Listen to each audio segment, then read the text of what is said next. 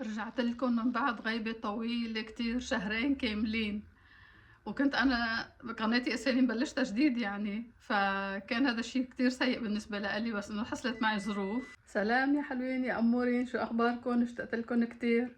وهلا عم صوركم فيديو صغير كتير، بس بدي أعطيكم معلومات إنه كيف حتكون القناة تبعتي، شو هي التغييرات اللي حتصير فيها.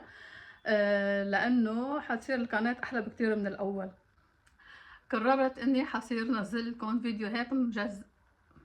فيديوهات مقسمين من 3 أجزاء، وهذا الشيء حيكون كتير حلو وممتع لإلي ولإلكم.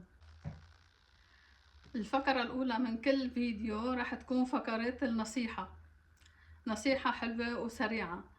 بتعرفوا لما الشخص بيصير بعمر معين من حياته بيكون مر بكتير أشياء وكتير مواقف وتعلم من كتير أشياء صارت معه، فحلو كتير إنه نتبادل النصائح بيناتنا ويعني نستفيد من بعضنا. أنا بحس إنه كتير حلو الواحد يحكي عن تجارب مر فيها وهو ياخد العبر منها، وكمان ينصح التانيين يعني ويفيدهم، يحكي لهم عن الشي اللي مر فيه هو.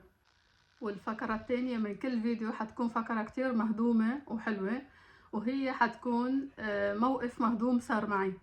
أنا مثل ما بتعرفوا بشتغل بالترجمة وبروح بترجم بأماكن مختلفة ومتعددة، يعني كل يوم بروح على أماكن مختلفة، وبشوف ناس مختلفين وبتعرف على ناس جدد. فكتير مواقف بتصير معي كل يوم، وأوقات بصير معي مواقف كتير مهضومة وكتير بتضحك. فهيدي الفقرة التانية حتكون عن هالشي هذا. والفقرة الثالثة حتكون أكلة سهلة وسريعة وصحية بنعملها أنا وياكم، وما بتاخد أكتر من 5 دقايق ماكسيموم. عندي وصفات كتير كتير طيبين وكتير صحيين، وأكيد أكيد حتحبوا أنتوا تعملوهم لما تشوفوني عم بعملهم معكم. وهيك بصير كل فيديو بنزل لكم اياه بنستفيد مع بعض بنصيحة صغيرة على السريع، بنضحك مع بعض على موقف طريف صار معي، وبنستفيد كمان بأكلة صحية بنعملها مع بعض، بنتسلى وبنعرف كيف طريقتها. أنا مبسوطة كتير كتير. أنا مبسوطة كتير كتير لأنه بدي أعمل الفيديوهات هيك بهالشكل هذا. حاسة إنه حيطلعوا كتير حلوين وكتير مفيدين وبيسلوا، وإن شاء الله يا رب تحبون. وأول فيديو من فيديوهاتي الجداد حيكون بكرة نهار الثلاثاء.